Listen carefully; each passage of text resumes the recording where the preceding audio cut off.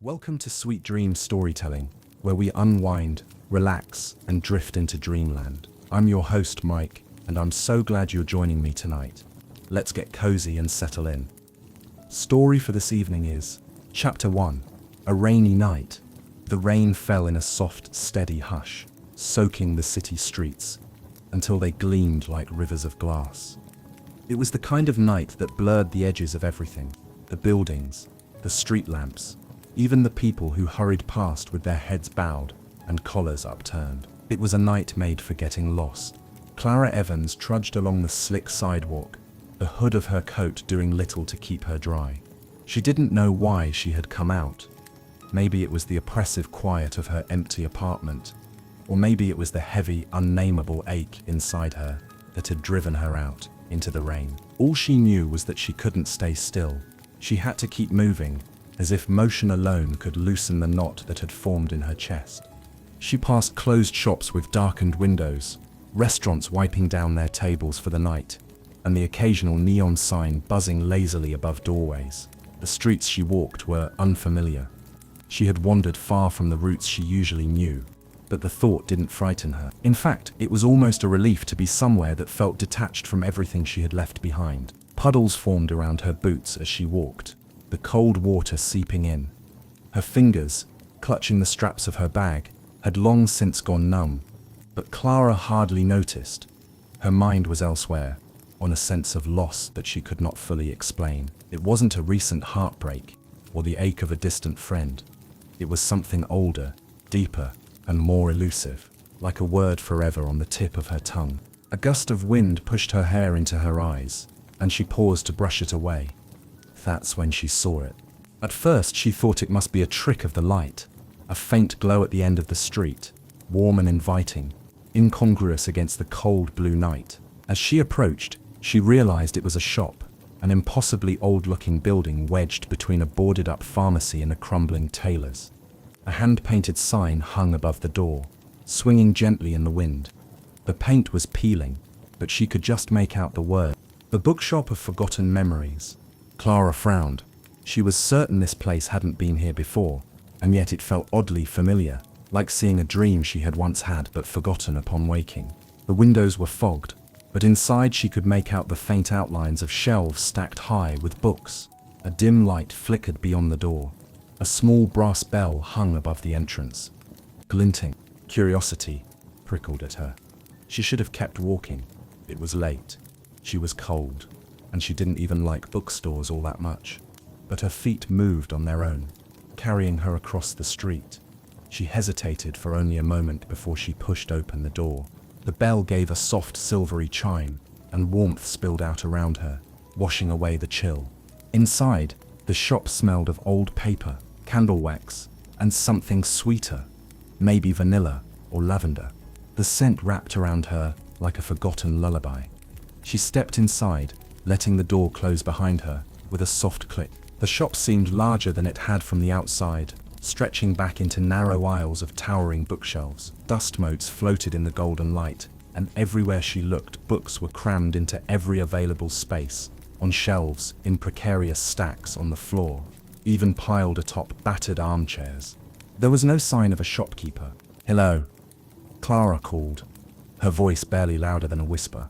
Only silence answered her, and yet, she did not feel alone. Somewhere deep inside, a sense of anticipation stirred, as if she had just crossed a threshold she couldn't come back from. A small sound broke the hush, the soft padding of paws on wood. Clara turned toward it just as a sleek black cat emerged from behind a stack of books. It regarded her with luminous green eyes, its tail flicking lazily. To her shock, the cat tilted its head and spoke, clear as a bell, in a voice that was low and amused. "About time you showed up," it said. Clara blinked, convinced for a moment that the cold had driven her mad. She stared at the cat, her mouth opening and closing soundlessly. "You've lost something," the cat continued, stepping closer, weaving around her legs. "Something precious. That's why you're here." Clara shook her head in disbelief, backing toward the door. But when she glanced over her shoulder, the doorway had vanished. In its place was another bookshelf, and beyond that, more twisting aisles she hadn't seen before. The cat purred, brushing against her ankle. "Don't worry," it said. "You're exactly where you need to be." And though every rational part of her screamed to question, to resist, Clara found herself sinking into a strange calm, as if deep down she had always been waiting for this moment. With the rain still whispering against the windows behind her, and the forgotten scent of something sweet filling the air, Clara stepped further into the bookshop, into her forgotten memories. Chapter 2. The bookshop appears. The moment Clara crossed deeper into the bookshop, the air seemed to change. It was warmer here, thick with a strange energy, as if the very walls were breathing alongside her. The aisles ahead twisted and wound like secret passages, and the light grew softer, almost candle-like, despite no visible source. The black cat padded ahead of her, its tail curling and uncurling like a question mark. "Come along," it said over its shoulder, as casually as if they were old friends meeting for coffee. "We don't have all night."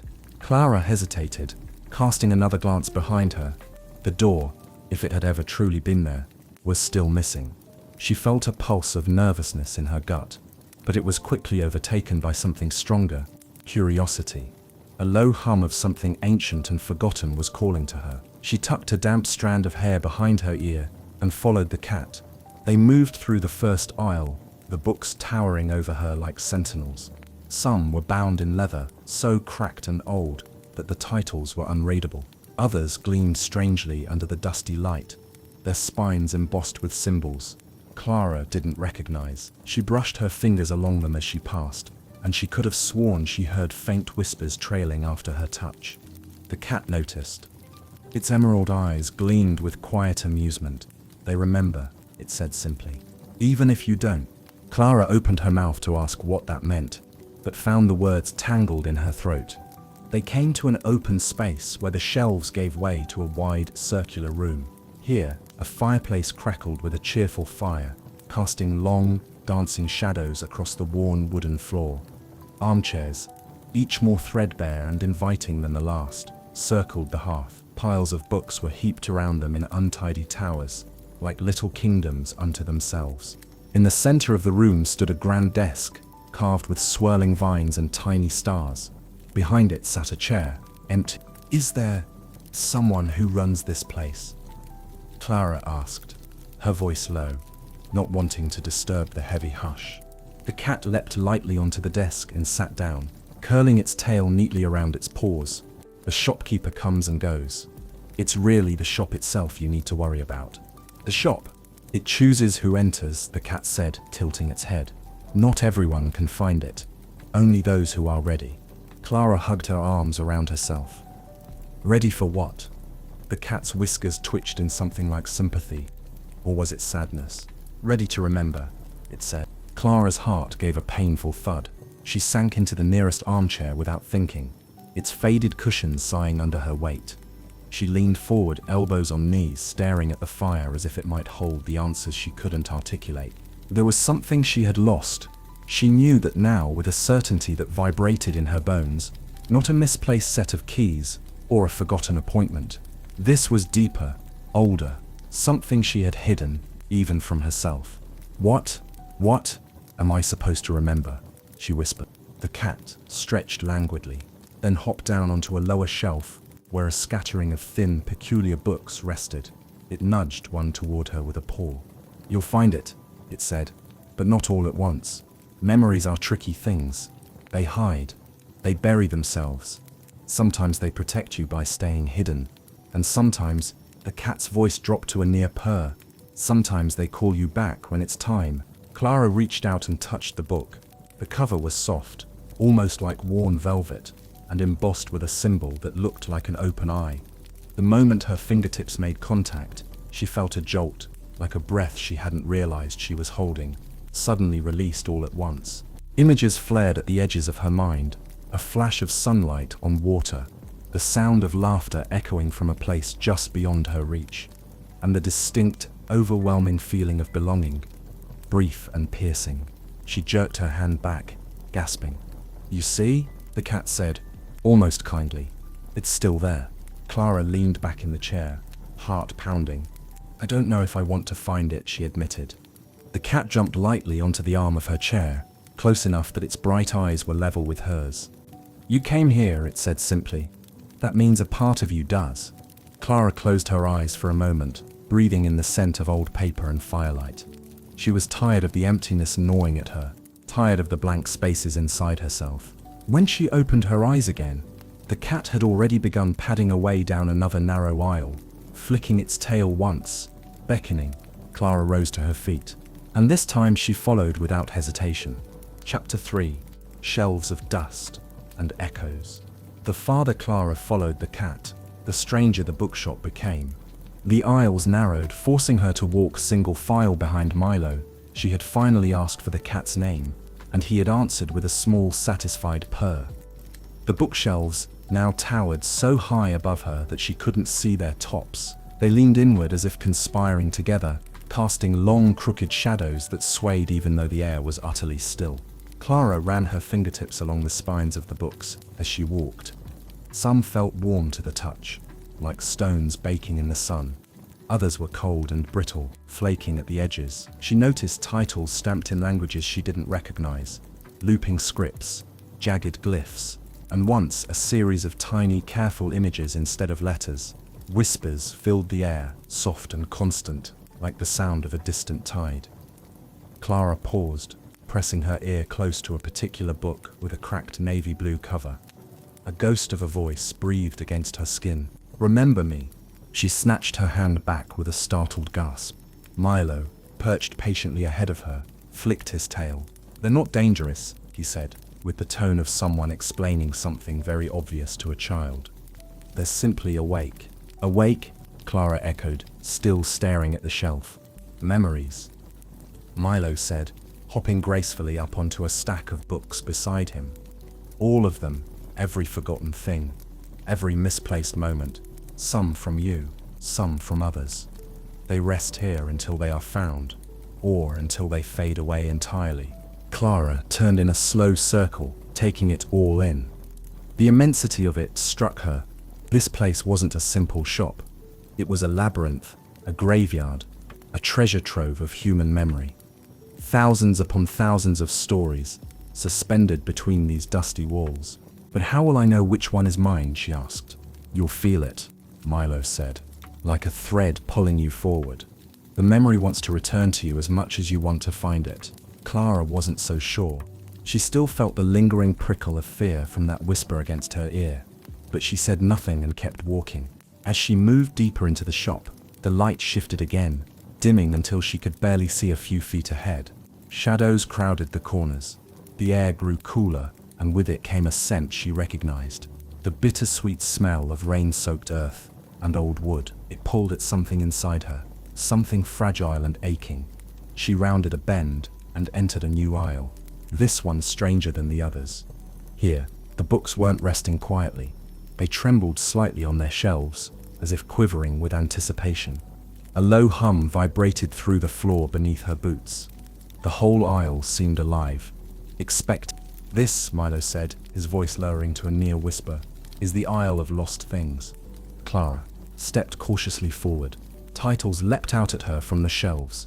"The Day the Sky Was Blue," "The Last Laugh We Shared," "The Song I Once Knew by Heart," "The Hand I Let Go." Each title was a small wound, a pang of familiarity and loss. She found herself reaching for a slim green volume called The Promise at the Bridge, though she had no memory of what it could mean. Before she could touch it, Milo leapt in front of her, his fur bristling. "Careful," he said. "Not every memory belongs to you. If you take another's memory, you might not come back the same." Clara froze, hand hovering inches from the book. "How do I know which is mine?" she whispered. "You'll know," Milo said again, softer now. "Trust the pull." Clara let her hand fall to her side. She moved on, heart thudding, scanning the shelves.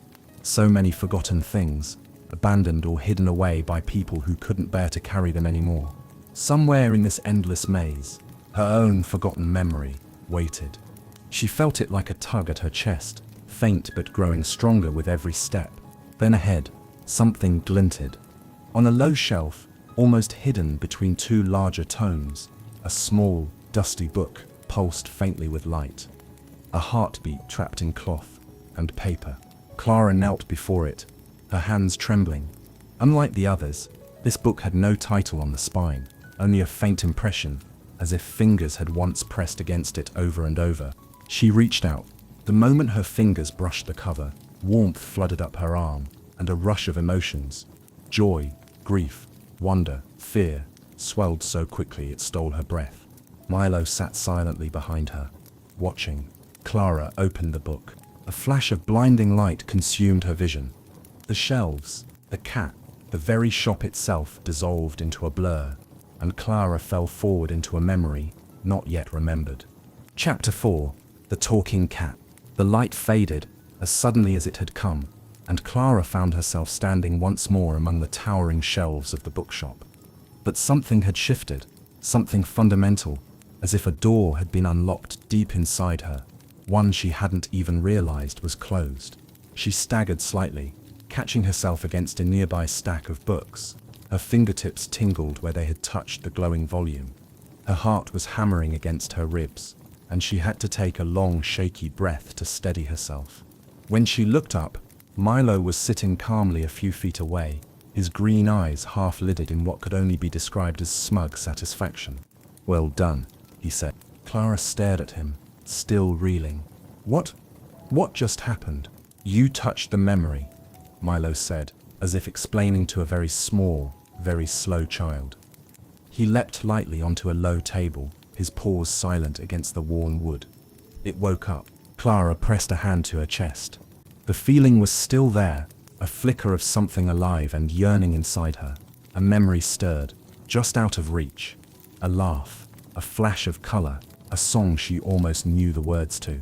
It was maddening in its closeness. "But I didn't see anything," she said, frustrated. I fell." And then she trailed off, the sensation too slippery to put into words. "Memories are not always whole," Milo said. He began to groom one paw lazily, as if the conversation bored him. "Especially ones that have been hidden for a long time. They crack. They fade. You have to piece them back together, bit by bit." Clara sank down onto a stool, feeling exhausted. She stared at the glowing book she had touched, now dark and still, like a lantern whose flame had gone out.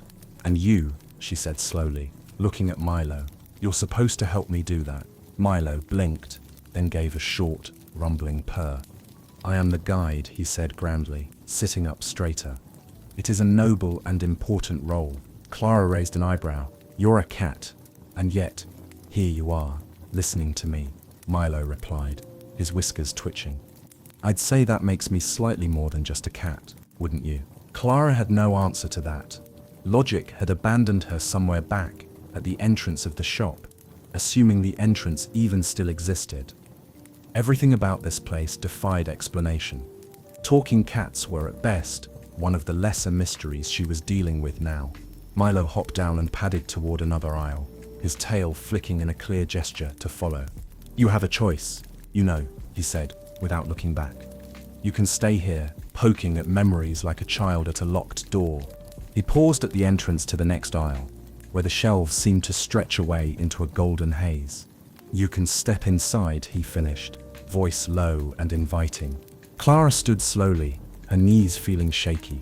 "Step inside? Into the memory itself," Milo said.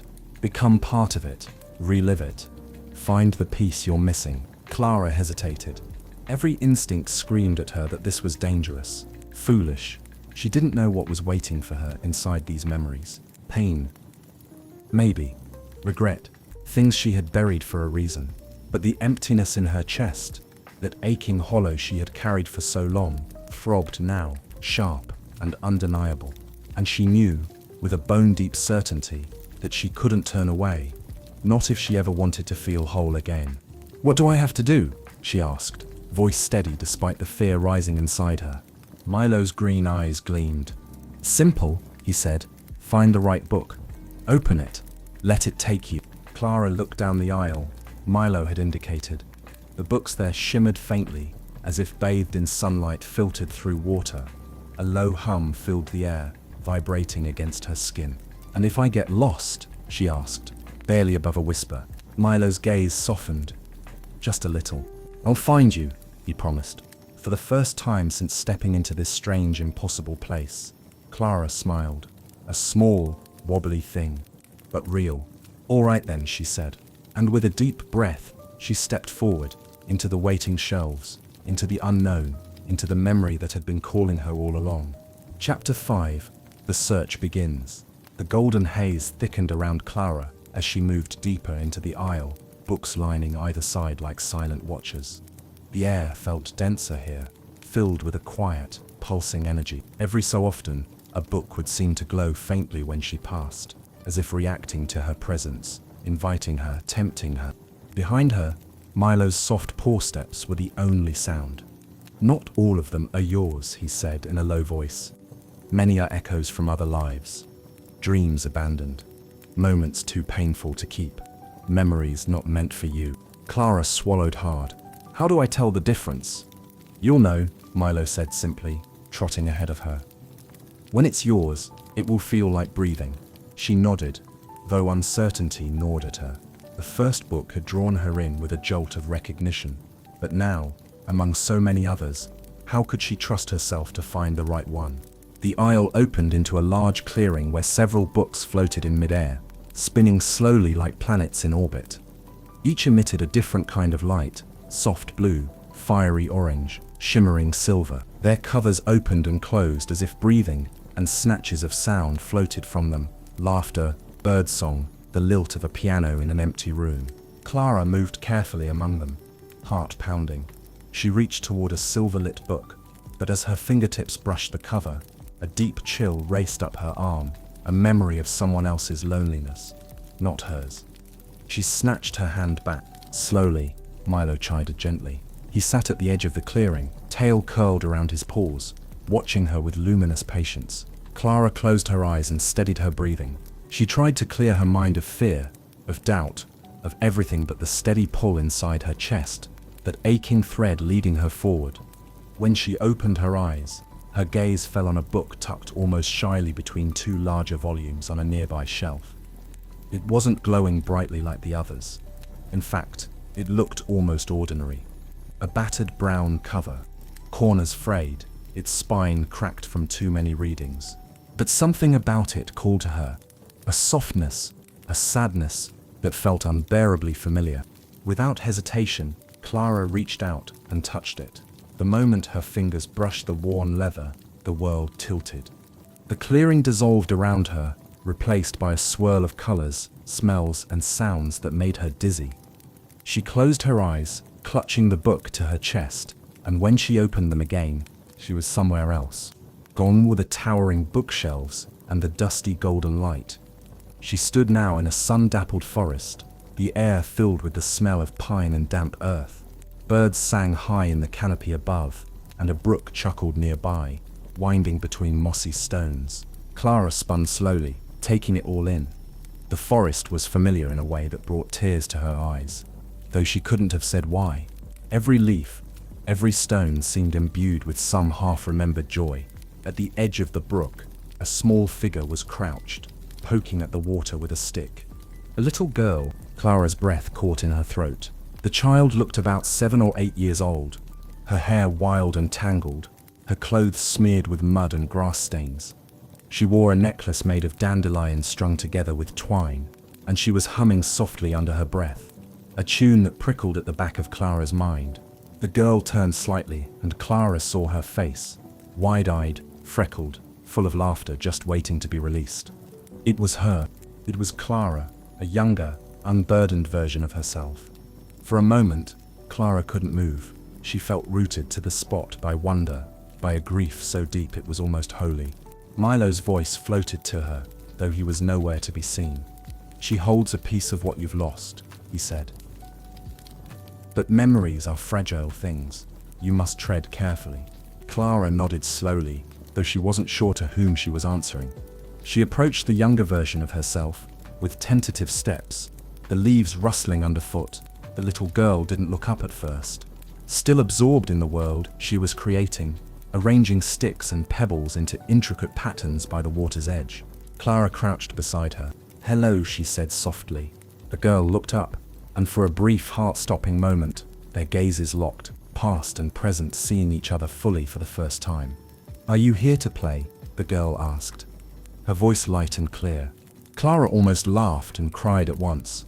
"Maybe," she whispered. The girl smiled and held out a smooth, flat stone, its surface etched with tiny veins of silver.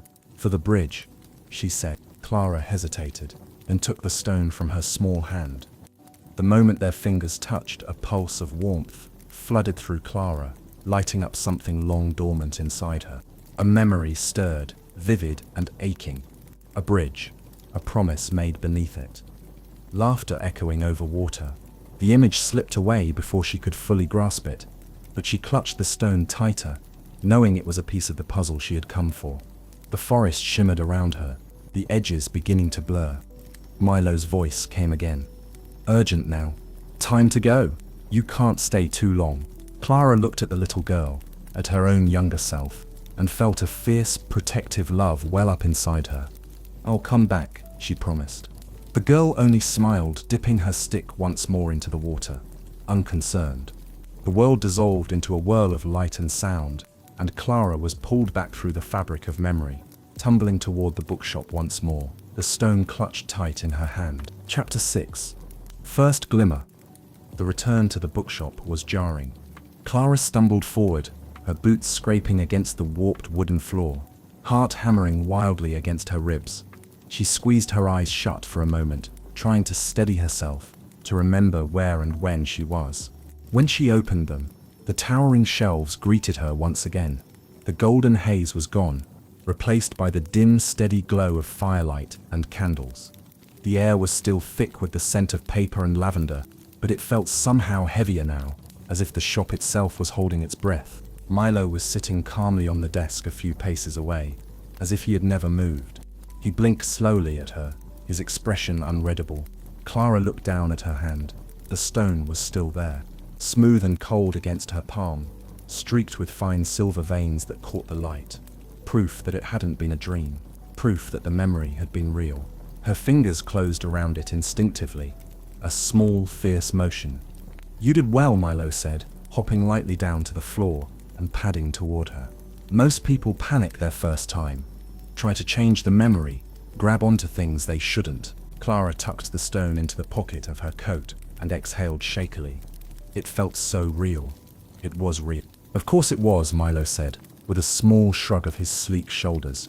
"Memories aren't ghosts. They're living things. They're parts of you, tucked away and waiting." Clara drifted toward a low, battered armchair near the fireplace and sank into it, feeling suddenly drained. She stared into the flames, letting their dance steady her spinning mind. A first piece. First glimpse. For the first time in what felt like years, something stirred inside her, something bright and almost painful in its hope. "Why was I in a forest?" she asked, voice quiet. "I don't remember ever playing in a place like that." "Not yet," Milo said, curling up on a rug near her feet. "The forest is part of the memory, a fragment. Your mind reshapes things as you find them. Places, people, sensations. They're not always literal." "So that wasn't real?" "It was real," Milo corrected. "Real in the way dreams can be real. Feelings are the truest part of memory, Clara. They shape everything else." Clara rubbed her forehead, feeling the beginnings of a headache. This was all so much too much. And yet, under the exhaustion, there was a strange exhilaration. "I saw myself," she whispered. "Me, when I was little." Milo's eyes glinted in the firelight. "You saw the part of yourself that remembers how to hope." Clara swallowed thickly, throat tight. "She gave me a stone. She said it was for a bridge." Milo gave a small, approving hum. "A piece of a promise," he said. "A beginning." Clara closed her eyes, clutching the memory of the forest tightly in her mind. She could still hear the brook's soft laughter, feel the scratch of dandelions against her wrist, the child's small hand in hers. "I don't understand," she said after a moment. "How does any of this help me find what I lost?" Milo stretched luxuriously, claws flexing against the rug. "You can't heal what you don't remember," he said simply. "Each memory you find brings you closer to the truth." Clara opened her eyes again, staring into the fire. In the flickering light, she thought she could almost see shapes moving, echoes of the past. whispering at the edges of her vision. She sat forward, sudden determination sharpening her exhaustion into something more useful. What do I do next? Milo purred approvingly, circling once before settling more comfortably. You follow the thread, he said. The memory you touched has stirred others. They will start to show themselves now. He nodded toward the shelves, and as Clara turned to look, she saw it. A soft ripple among the books, as if a breeze had passed through them. And in the distance, beyond the first few rows, she spotted it, another faint glimmer. A book, barely glowing, hidden deep among the towering stacks. A path, a clue, the first glimmer of the way forward. Clara rose to her feet, the stone in her pocket warm against her palm. She wasn't whole yet, not even close, but for the first time in what felt like forever, she had a direction, and she would follow it, no matter where it led. Chapter 7. The Garden of Echoes. The glow between the shelves called to Clara like a heartbeat, faint but insistent. She wove her way through the maze of books, her boots muffled against the worn wooden floor.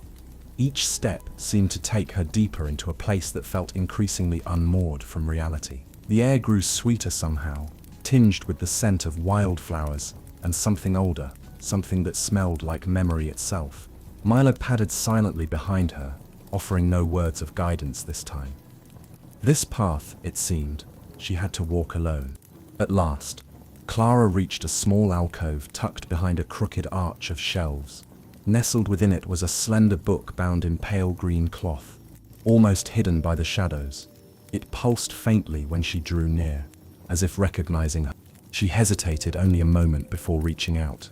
The moment her fingers touched the cover, the world around her shivered and broke apart like ripples on water, and she fell forward, not in body, but in spirit, into another place, another time. She found herself standing at the edge of a vast, sun-drenched garden. The sky overhead was an endless stretch of soft blue, brushed with the palest strokes of gold.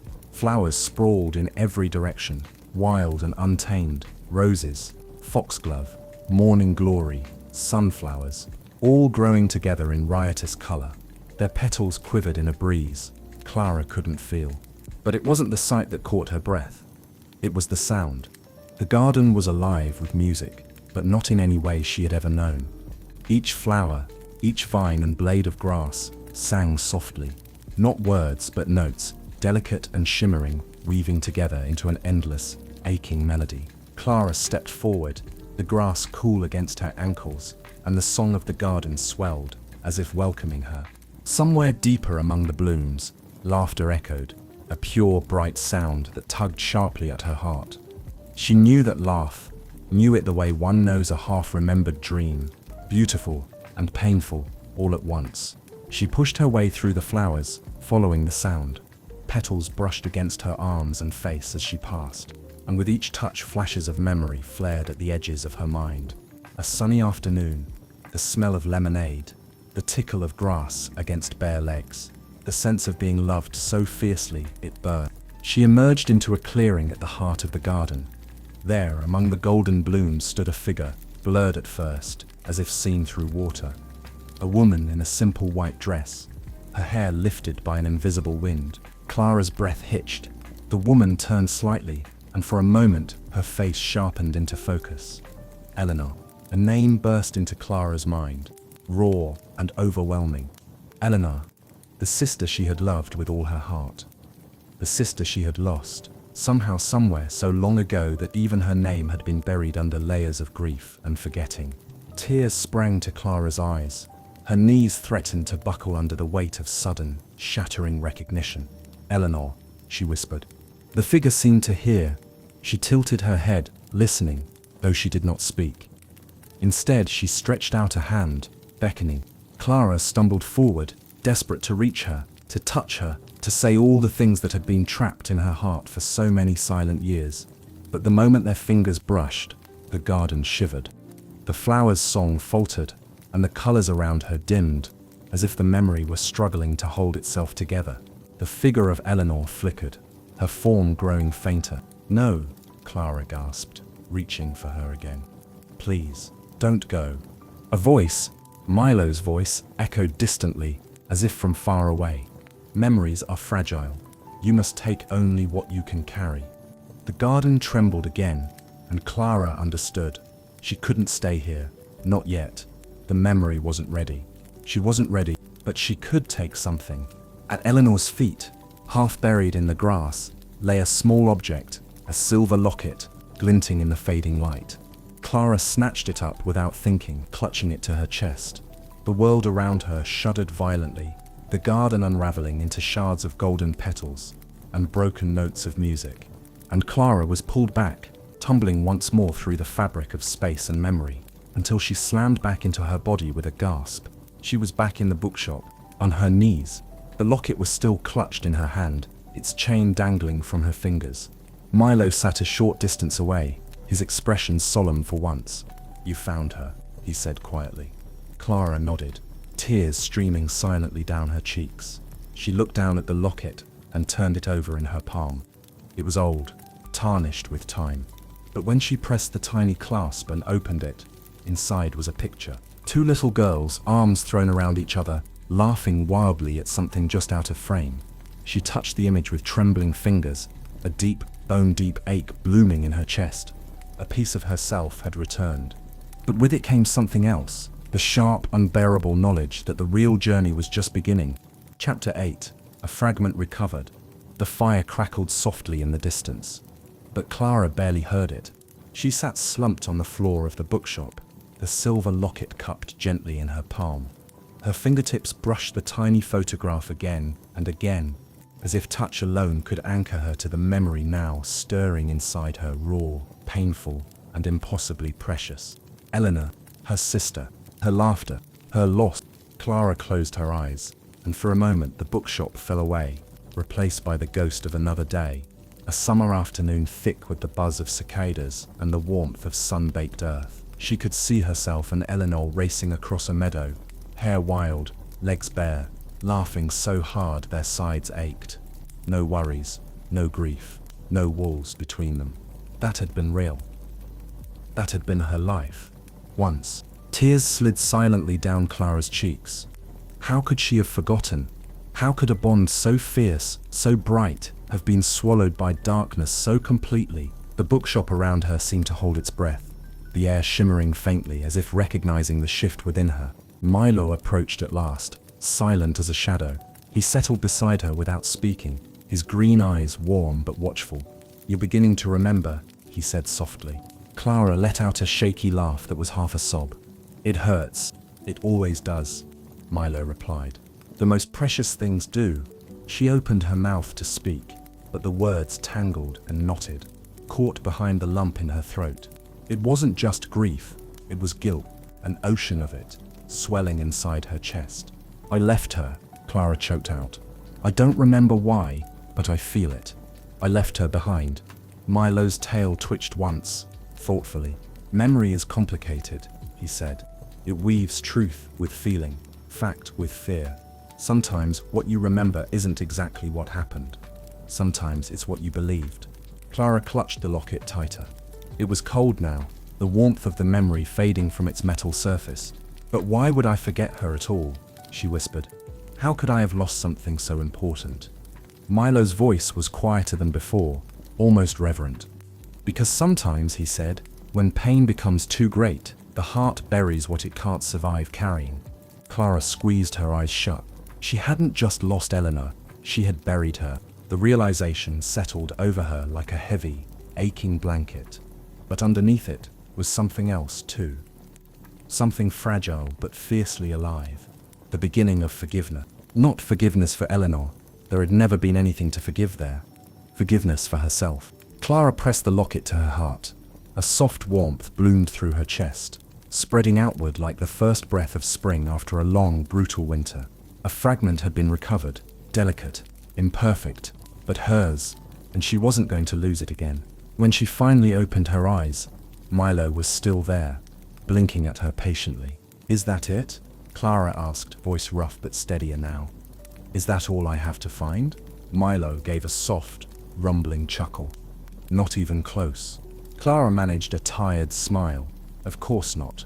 He rose and stretched luxuriously, his tail curling into a lazy question mark. "The first wound is always the deepest. he said. But there are other pieces still missing. Other truths you must face.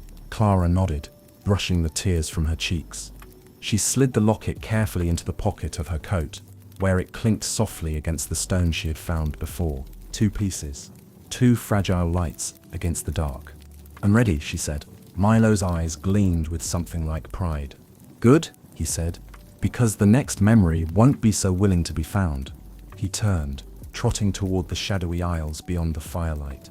And Clara, heart aching, hands trembling but steady, rose and followed him, deeper into the bookshop, deeper into her own forgotten past. Chapter 9. A warning from Milo.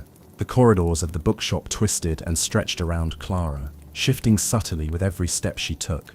The firelit warmth of the central room faded behind her, replaced by deeper shadows, cooler air, and a hush so complete it pressed against her skin.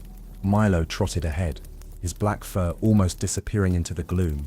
Every so often he glanced back at her, with a flick of his tail, as if checking that she was still following. Clara tightened her coat around herself, and kept moving. The locket and the stone weighed heavily in her pocket, not just in substance, but in memory, little anchors tying her to the pieces of herself she had recovered. And still, she could feel it. The hollow places inside her, places where more memories should have lived. The road ahead would not be easy. She knew that now. Milo stopped suddenly at the threshold of a narrow passage between 2 towering, leaning shelves. The aisle beyond them was darker than the others, filled with a slow, swirling mist that hugged the floor like restless ghosts. He turned to face her, his eyes serious, his voice low. "Before you go any further," he said, "you need to understand something." Clara paused, feeling her pulse quicken. "What is it?" Milo's tail lashed once through the mist. "The memories you're searching for, they're not passive things. Not anymore." She frowned, stepping closer. "What do you mean?" "You've stirred the shop," Milo said. "Awakened parts of yourself that have been sleeping for a long time. That means the memories you seek may not want to be found.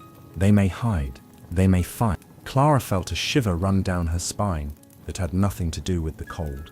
"They're just memories," she said, trying to sound braver than she felt. Milo's gaze sharpened, almost pitying. "They are memories," he agreed. "But memories have power, especially the ones born from pain." He padded closer, his voice dropping into a whisper meant only for her. "You must be careful what you touch, careful what you claim.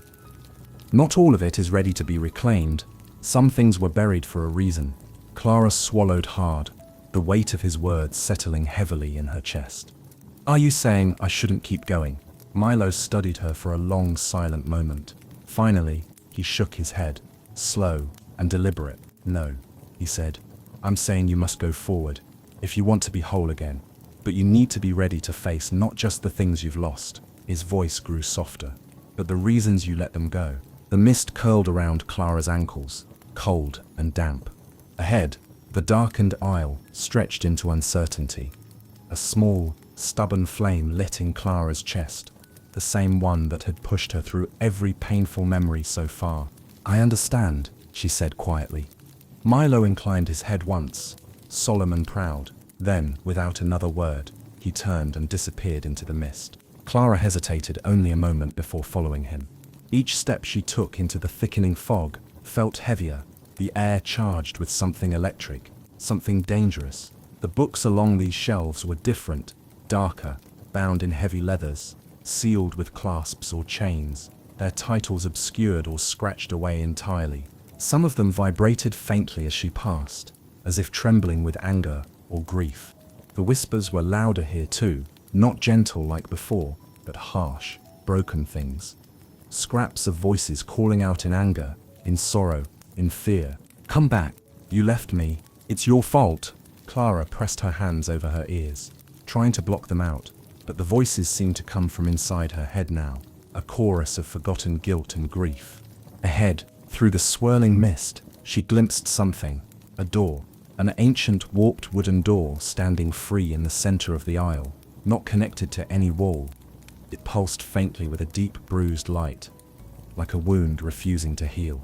Etched across the door in jagged letters were 2 words, "The Memory Maze." Milo sat before it, waiting, his green eyes reflecting the dim, haunted light. He didn't say a word. He didn't have to. Clara knew. To go forward, she would have to open that door. And beyond it, whatever truth she had buried deepest would be waiting for her, wounded, furious, and very much alive. Chapter 10. The Memory Maze. The door loomed before her, breathing faint pulses of shadowy light, almost as if it had a heartbeat of its own. Clara stood motionless, her fingers trembling at her sides. The mist swirled thicker here, curling up around the base of the door like grasping fingers. Every instinct in her screamed to turn back, to run, but she didn't move. She couldn't. Somewhere beyond this door was the truth she had been chasing, and the pain she had been running from. Milo watched her silently from the mist, his sleek form barely visible now, only the twin emerald glints of his eyes marking his presence. He said nothing. This was a step she had to take alone. Clara drew a shaking breath, reached out, and pressed her hand against the door. It was cold, colder than anything she had ever touched. A chill sank into her bones instantly, making her teeth chatter. For a terrifying second, she thought the door might reject her. Then, with a sound like a deep sigh, the door swung open. Darkness greeted her, vast and endless. Without letting herself hesitate, Clara stepped through. The world on the other side was not a place. It was a maze. The walls rose up around her, endless, twisting corridors formed from towering mirrors. Each mirror was slightly different. Some were pristine and gleaming, others cracked and darkened at the edges, and some so fractured they reflected 1,000 broken versions of herself. The air buzzed faintly with the sound of breathing, though Clara could see no one. She turned in a slow circle. The maze stretched infinitely in every direction, and every mirror she passed whispered, "Do you remember this? You promised you'd never forget. You left it behind." Clara swallowed hard, heart pounding in her ears. The path was not marked. There were no signposts, no guidance, only the endless reflections and the memories trapped inside them. Tentatively, she approached the nearest mirror. In it she saw a version of herself at about 12 years old, sitting alone on a swing in an empty playground. Rain dripped steadily from the rusted chains. The child's face was downcast, hollow-eyed. The way Clara imagined she must have looked after Eleanor was gone, when the world had grown too quiet and too sharp all at once. The memory hurt, but it didn't feel like the one she needed. She moved on. Another mirror caught her eye, a glimpse of herself older now, standing in a hospital corridor under flickering fluorescent lights. She was wringing her hands, a crumpled piece of paper clutched tight. Tears tracked clean paths through the dust on her cheeks. Clara reached for the mirror, but the glass hissed at her touch, flashing cold pain up her arm. "Not yet," Milo's voice echoed faintly through the maze, though she couldn't see him. "The memory you seek is deeper." Clara pressed forward, choosing turns almost by instinct. Left, right, left again. The maze seemed to shift around her, breathing, alive.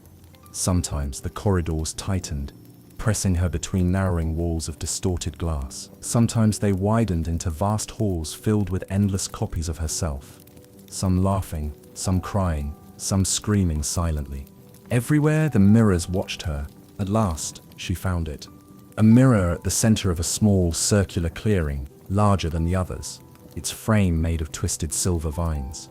The reflection inside was different, sharper, more real than any before.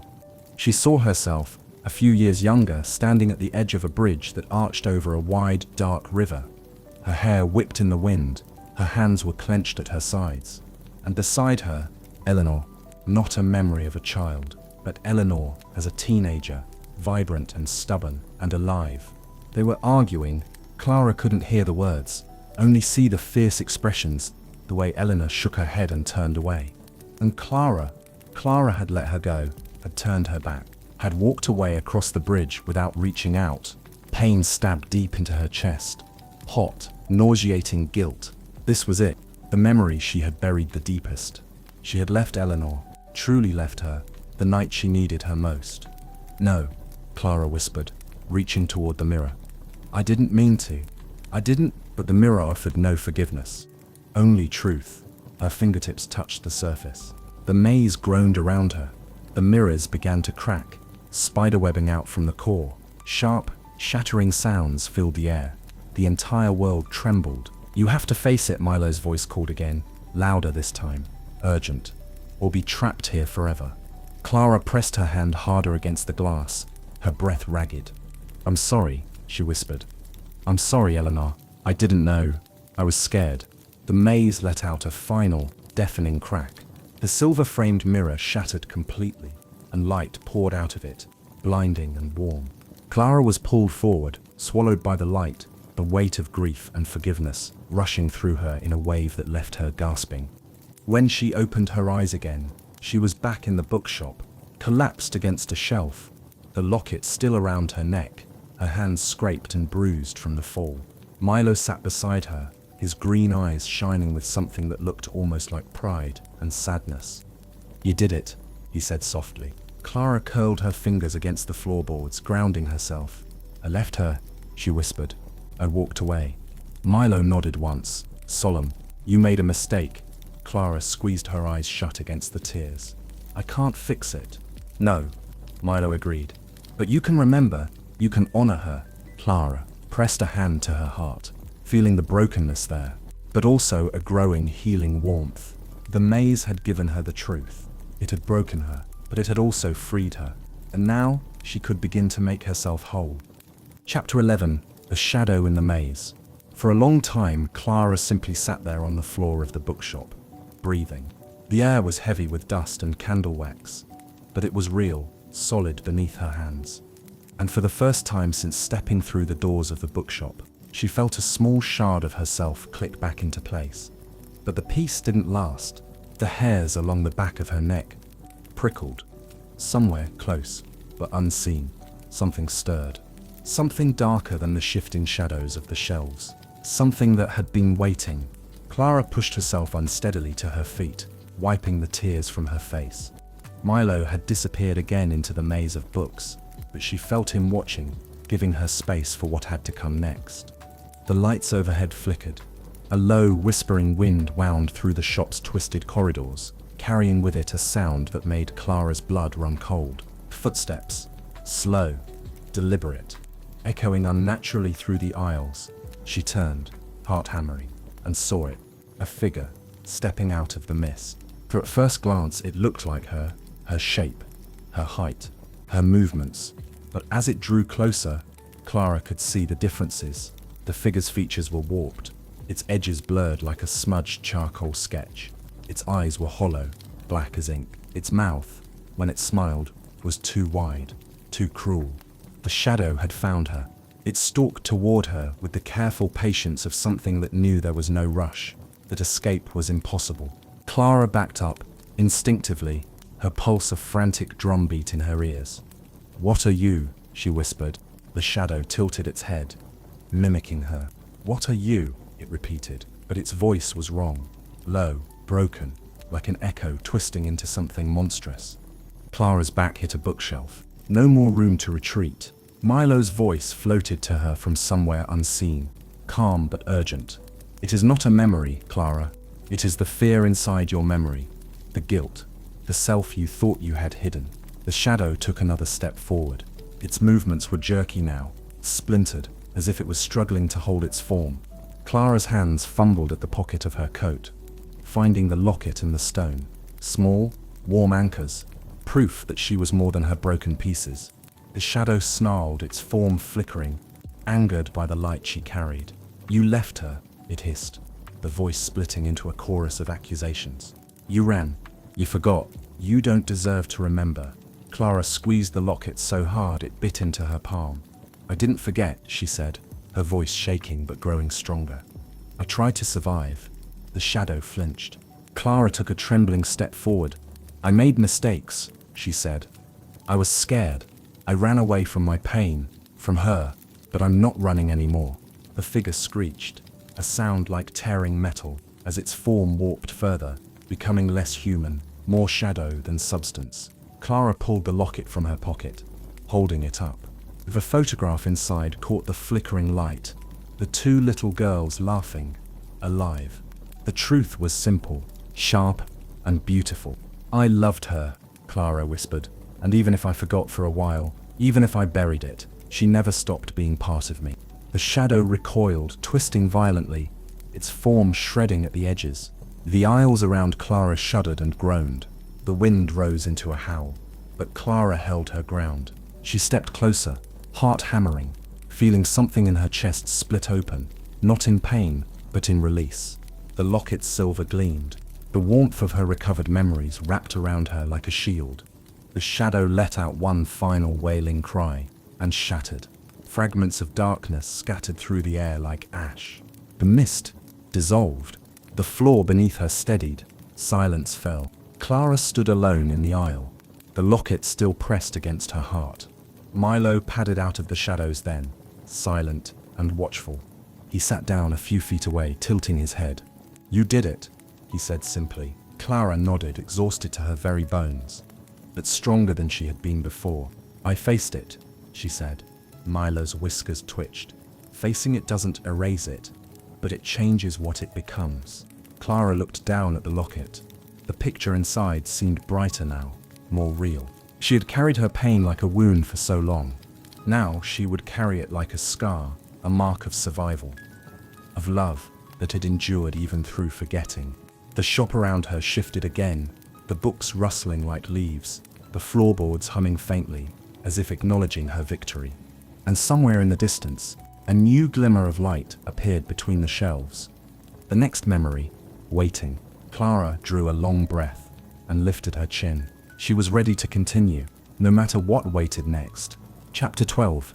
The Broken Music Box. The echoes of the shattered shadow still lingered in the air, faint and fading like the last notes of a sorrowful song. Clara moved forward carefully, her steps slower now, deliberate. She could feel the bookshop shifting around her, not in a way meant to confuse, but in a way that seemed almost encouraging.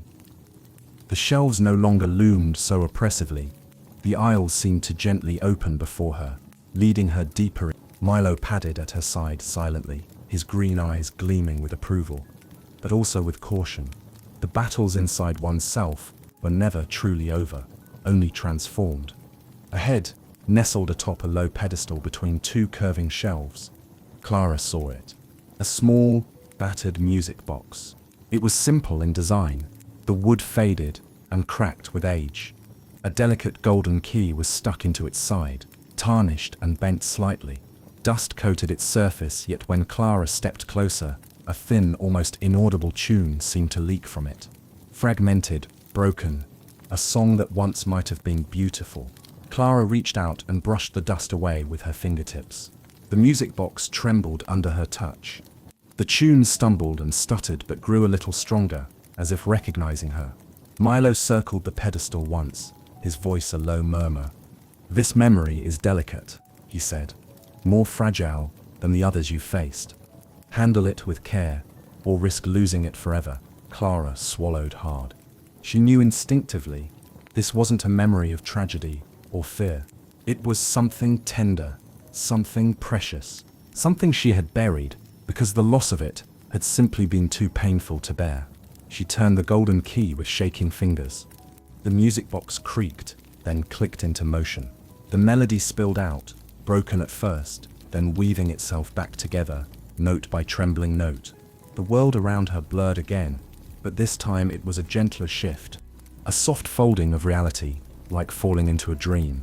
Clara stood in a sunlit room, a child's bedroom, with faded wallpaper covered in tiny blue flowers, toys scattered across the floor, a low bed with a worn patchwork quilt. In the center of the room sat two little girls, herself perhaps 5 years old, and Eleanor, just a few years older, bent over the music box, their heads close together, giggling.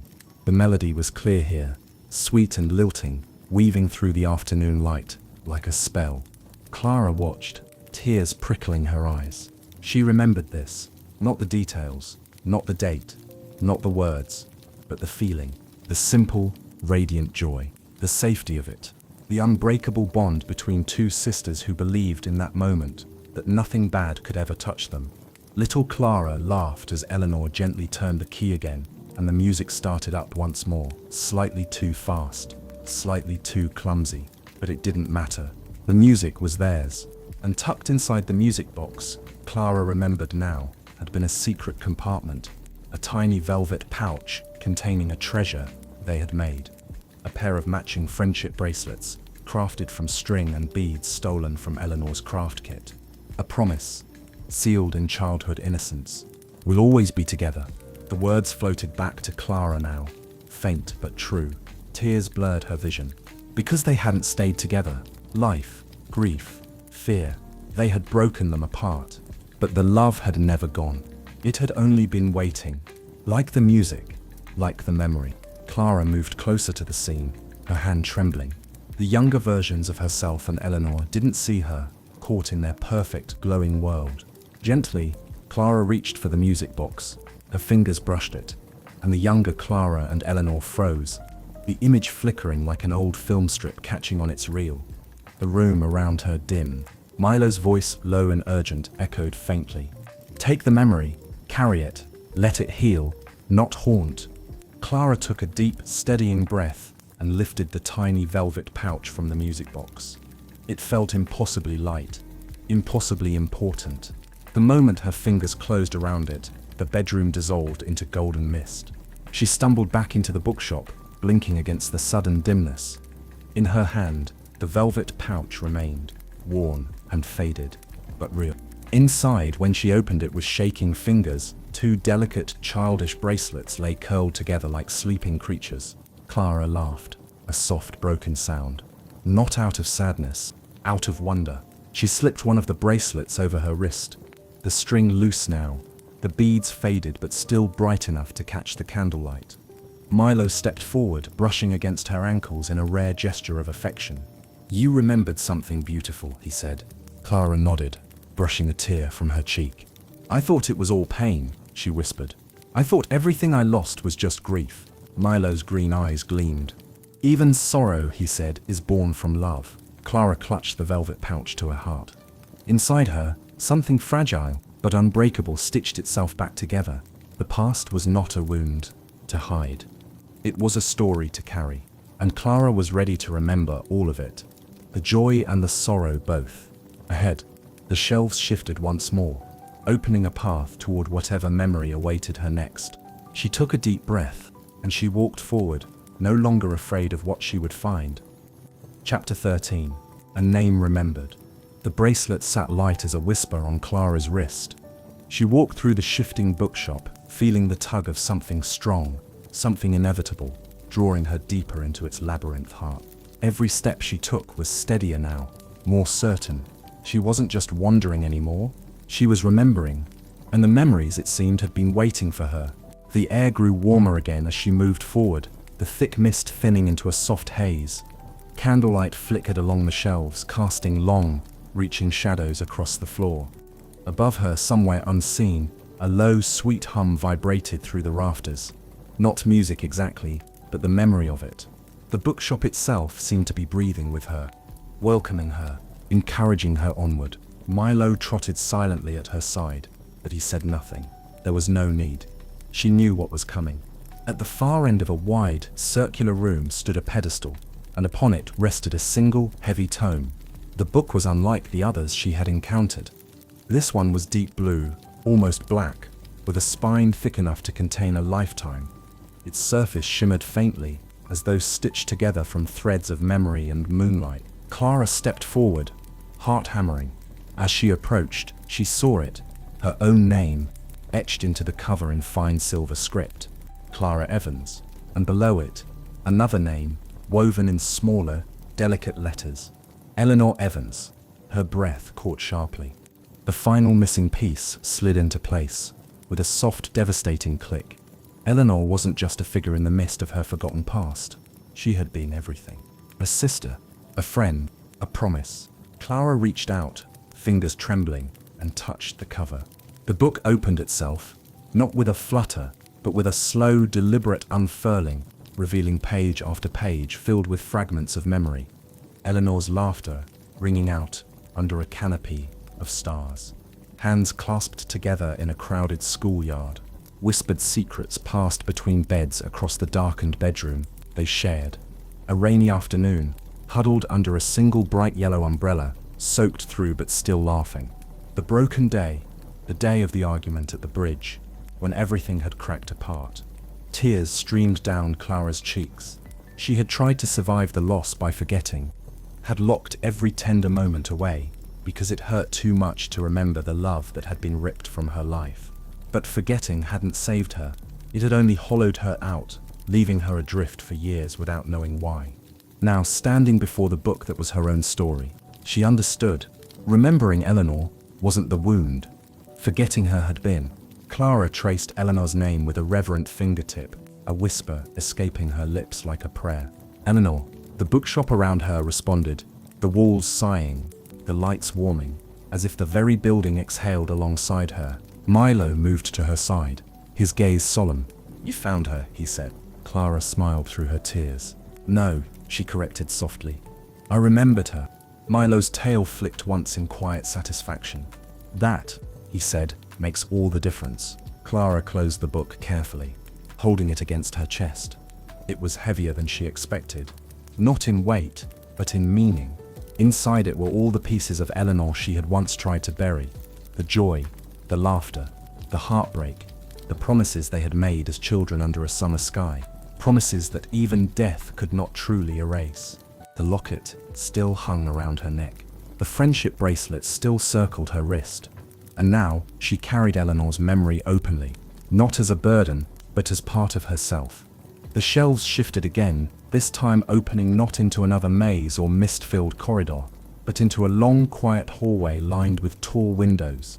Beyond the glass, the sky was beginning to lighten, soft pinks and golds brushing away the last shadows of night.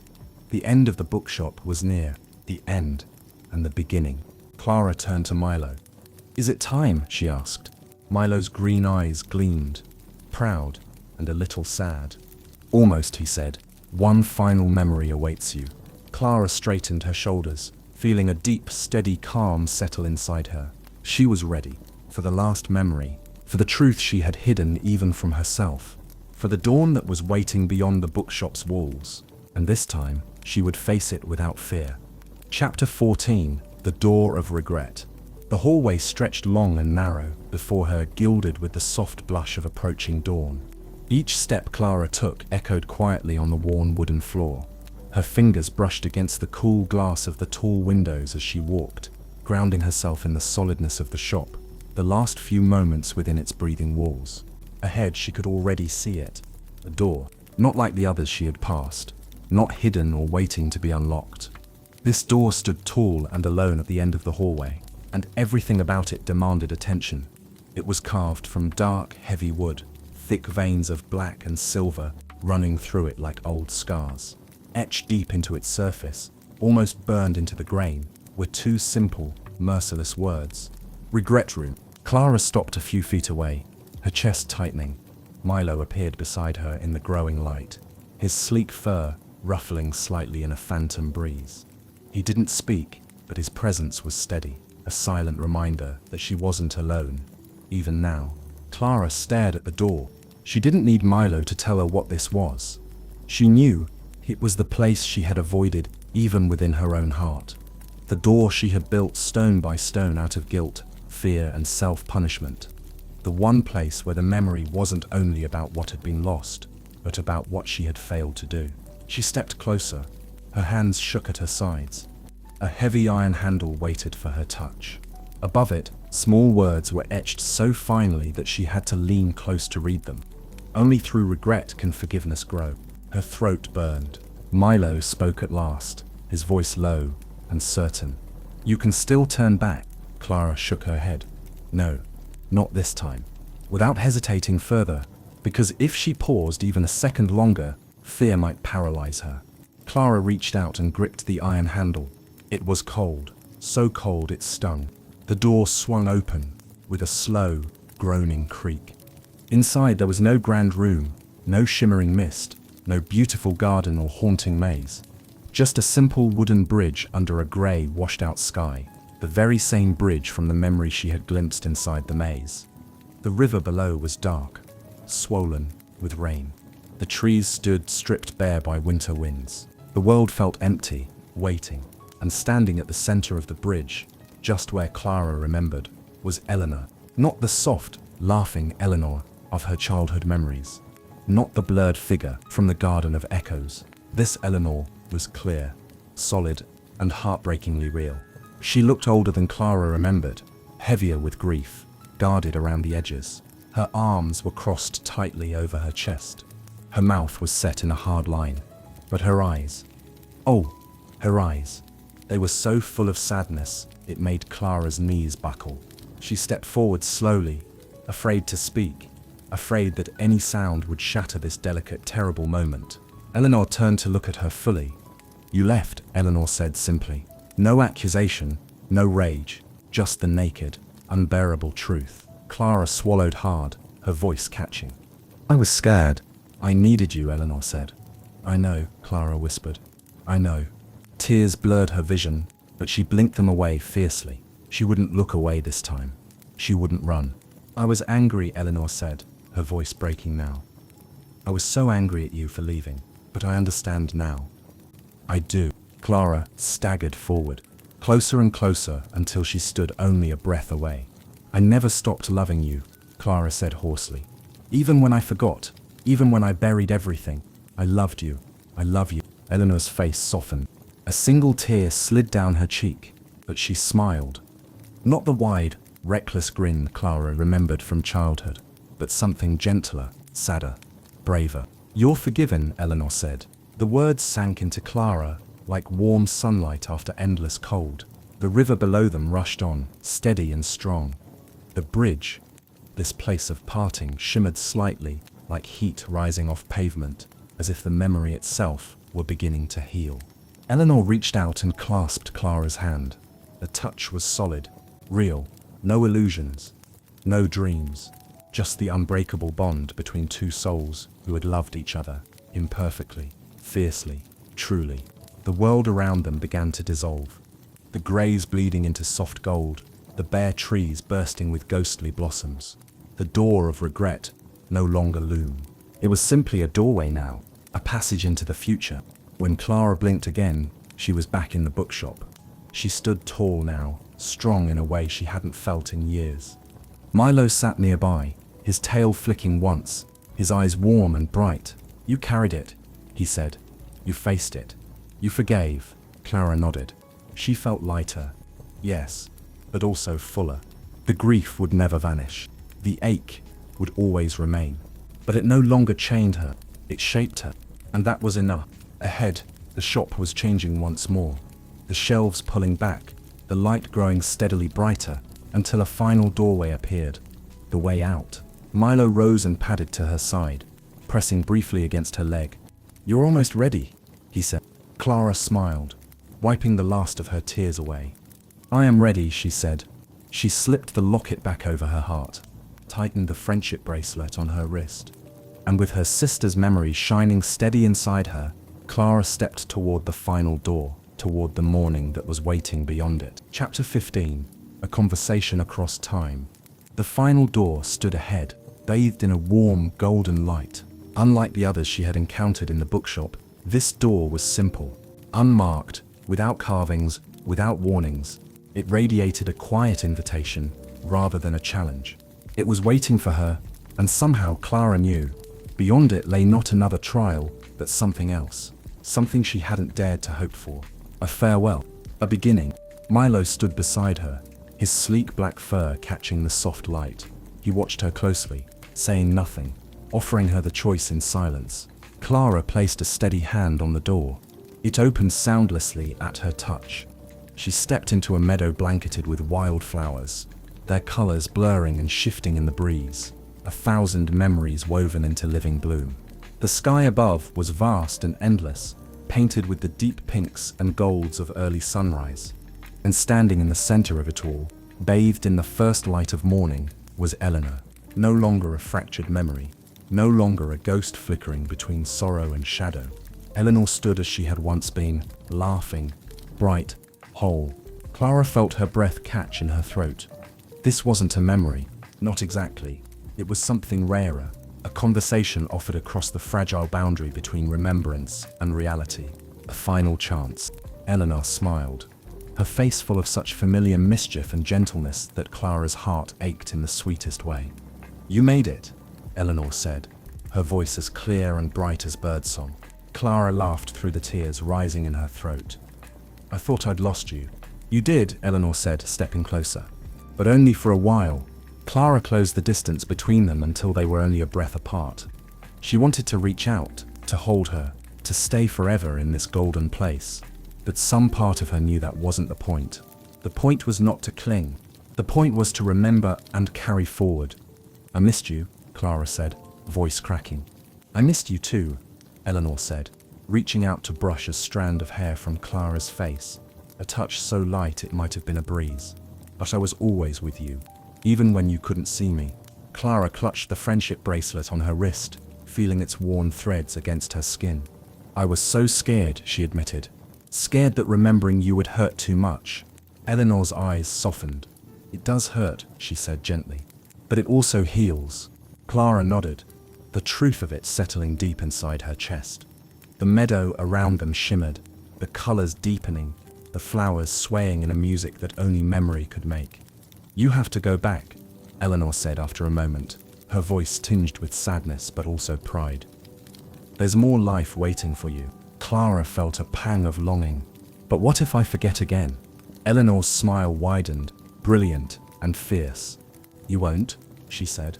Not this time. The words wrapped around Clara, like a promise. Not because forgetting wasn't possible, but because remembering was now a choice she would make. Every single day.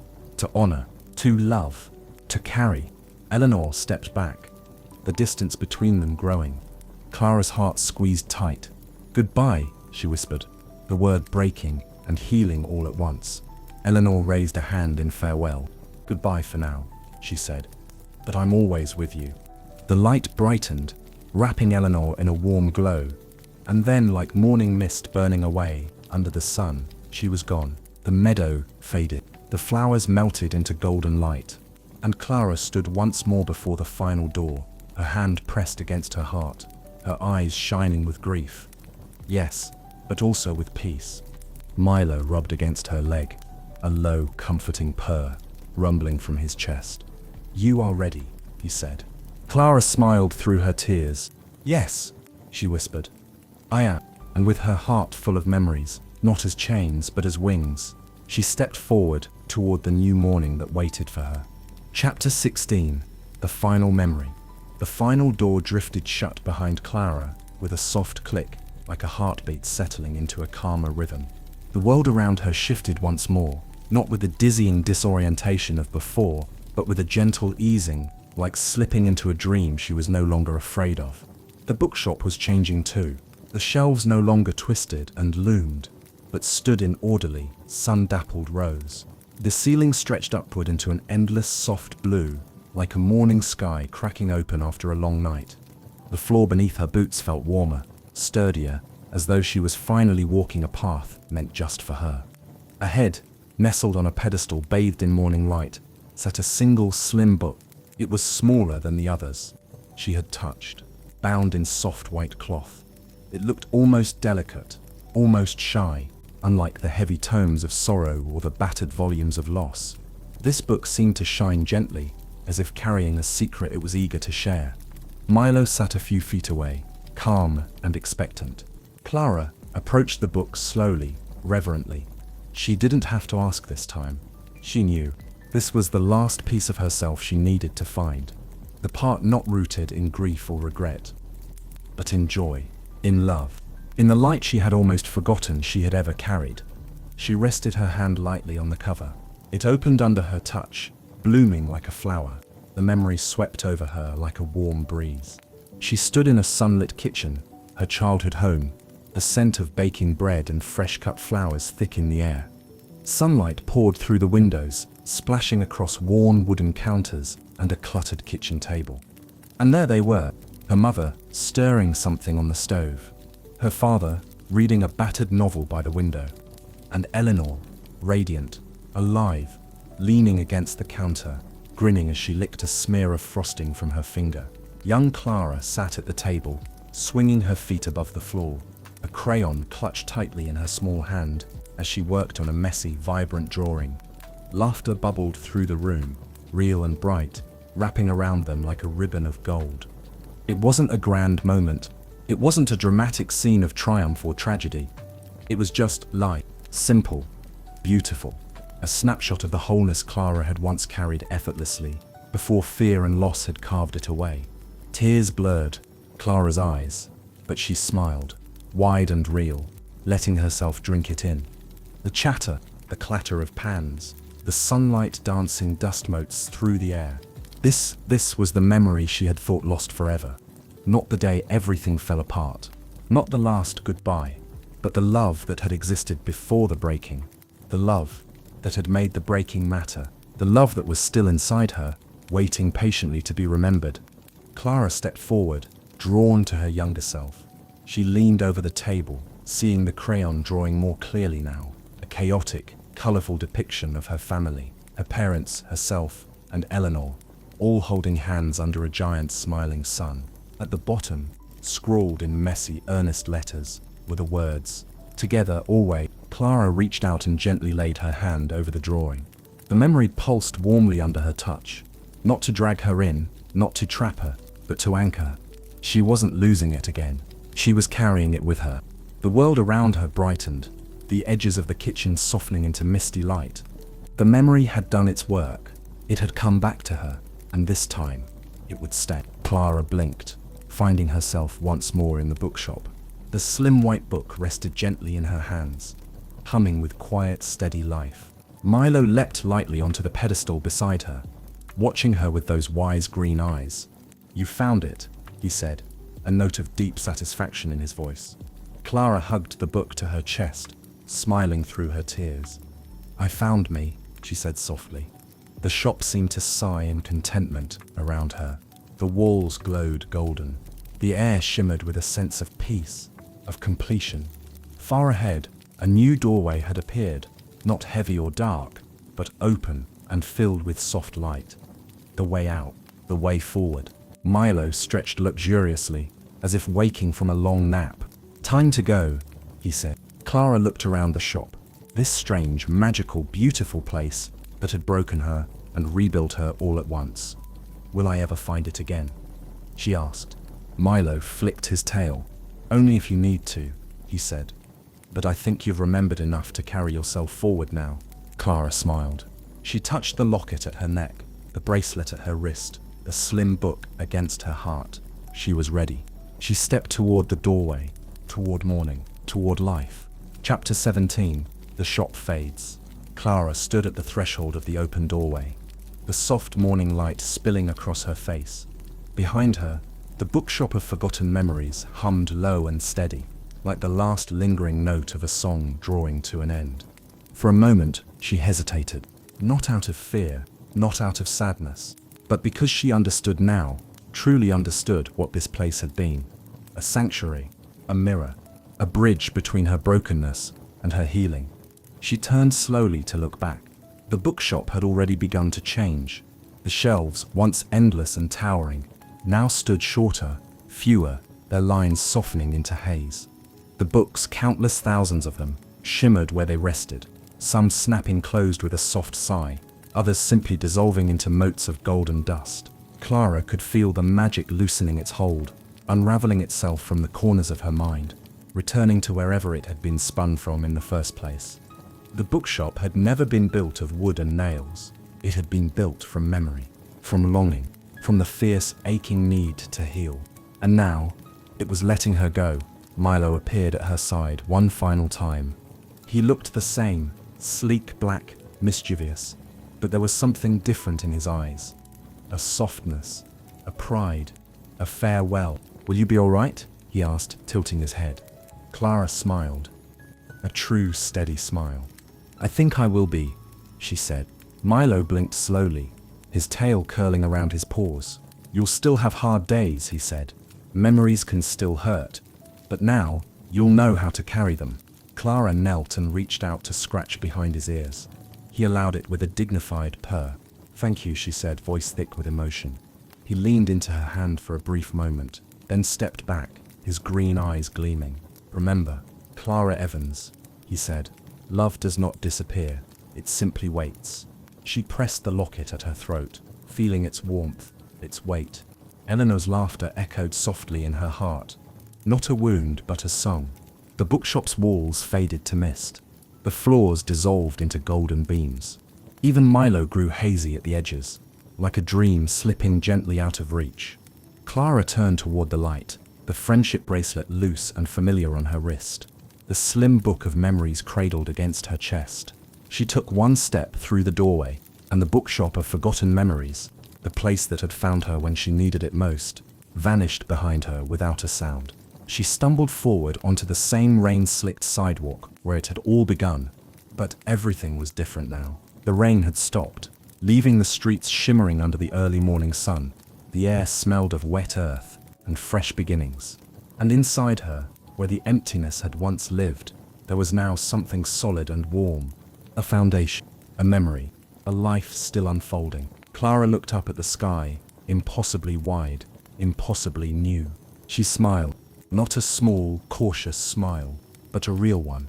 A smile strong enough to carry all her memories, the bright ones, the broken ones, the lost and found. The world, once so colorless and heavy, glowed now with the simple, miraculous beauty of being alive. And with Eleanor's memory stitched forever into her soul, Clara stepped forward into the waiting day, ready to live, ready to remember, ready to begin. Chapter 18. A New Morning. The city woke around Clara in soft, slow motion. The first light of day spilled over the rooftops, pooling in the cracks of the sidewalks, and painting golden highlights on the windows of still sleeping buildings. The rain had rinsed everything clean, leaving the world sharp and fresh, full of possibility. Clara stood still for a moment, breathing it all in. The crisp scent of rain, the quiet hum of a distant bakery setting out warm bread, the muted thrum of a city not yet hurried, the simple, miraculous feeling of being here. The locket at her throat was cool against her skin, a steady, reassuring weight. The friendship bracelet on her wrist scratched softly when she moved, the string worn smooth by time and memory. She placed a hand over her heart, closing her eyes briefly. Eleanor's presence shimmered inside her, not as a ghost, not as a wound, but as something living. A song threaded through her soul, a story she would keep writing every day. The pain hadn't disappeared. It never would, but it no longer ruled her.